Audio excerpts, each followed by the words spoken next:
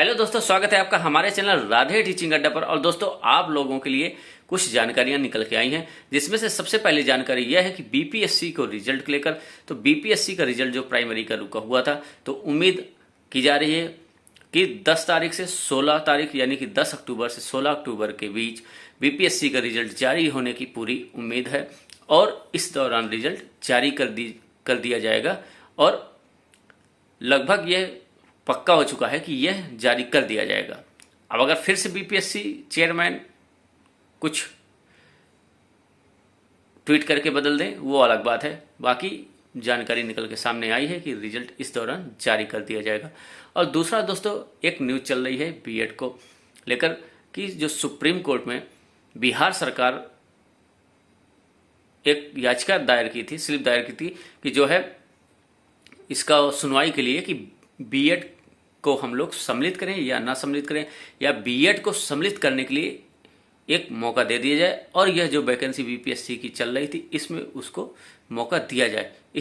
इन चीज़ों को लेकर बिहार सरकार पहले हाई कोर्ट गई थी, तो उसमें हाई कोर्ट में जो 11 अगस्त को सुप्रीम कोर्ट का निर्णय आया था, उसी को मान्य किया गया था।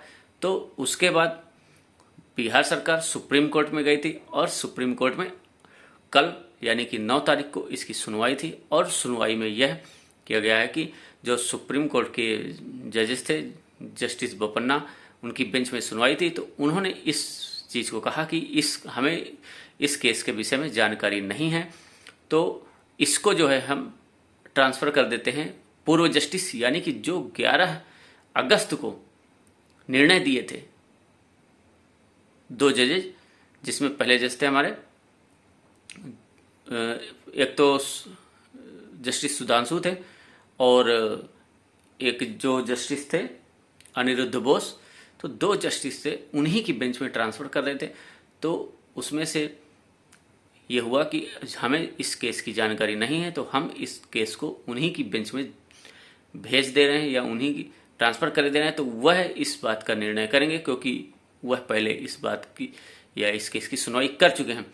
तो वहाँ पर यह हुआ है कि बिहार सरकार ने अपना केस वापस ले लिया है। और उसका जो रीजन निकल के आ रहा है, तो यह है कि अगर बिहार सरकार उनकी बेंच में जाती, यानी कि केस ट्रांसफ़र हो जाता, तो वह जजेस उम्मीद की जा रही थी कि बिना सुने ही केस को बिना सुने ही निर्णय दे देते, क्योंकि वह पूर्व में निर्णय दे चुके हैं। तो यह उम्मीद बहुत ही कम थी कि वह केस की सुनवाई करेंगे। तो इसलिए बिहार सरकार ने अपना केस वापस ले लिया है और बिहार सरकार इसमें फिर से एक बार नए सिरे से जो है अपील करेगी। और उस अपील करने के पहले एक केस और लगा हुआ है, जिसमें बिहार के ही बीएड के कुछ छात्रों के द्वारा ये अपील दायर की गई थी, याचिका दायर की गई थी एक, जिसकी सुनवाई 13 अक्टूबर को होनी है। और उम्मीद है कि बिहार सरकार उसी में ही उसके साथ सम्मिलित हो जाएगी या फिर अपना एक नए तरीके से याचिका दायर करेगी, ताकि इस केस में फिर से एक बार नए सिरे से सुनवाई हो सके और इसका कुछ रिजल्ट निकल के आ सके कि बीएड को पीआरटी में शामिल किया जाए या नहीं। तो उम्मीद करते हैं कि बिहार सरकार फिर से एक बार नई याचिका दायर करेगी। तो यह कुछ जानकारी थी। और दोस्तों, कल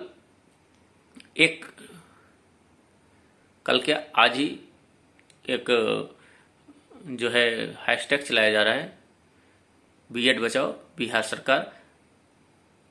तो इस हैशटैग को आप लोगों को सभी को अधिक से अधिक ट्वीट करना है, बीएड धारियों को शेयर करना है, एक दूसरे को अधिक से अधिक रिट्वीट करना है, ताकि बिहार सरकार की नज़र में अपनी उपस्थिति आप लोग दर्ज करा सकें, जिससे कुछ हेल्प मिल सके। और बाकी देखते हैं कि बिहार सरकार अपना अगला कदम क्या करती है। और दूसरा, इसमें 13 अक्टूबर को इस केस की एक सुनवाई भी है इसमें, इसी को लेकर। तो देखते हैं उसमें क्या होता है, और जो जानकारी निकल के आएगी वह आप लोगों तक ज़रूर पहुंचाई जाएगी। और दोस्तों, जो हैशटैग चलाया जाना है उसको जो है डिस्क्रिप्शन बॉक्स में मिल जाएगा या कमेंट बॉक्स में मिल जाएगा।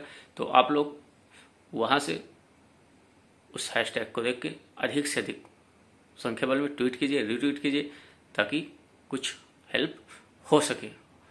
और वीडियो को, चैनल को हमारे शेयर कर लीजिएगा। आप नए हो तो हमारे चैनल को सब्सक्राइब कर लीजिएगा। बाकी ऐसी ही जानकारी के लिए जुड़े रहिएगा हमारे चैनल पर, और आपको जो भी जानकारी है देते रहेंगे अपने चैनल के माध्यम से। तो दोस्तों मिलते हैं फिर किसी तो नेक्स्ट वीडियो में। तब तक के लिए जय हिंद, जय भारत।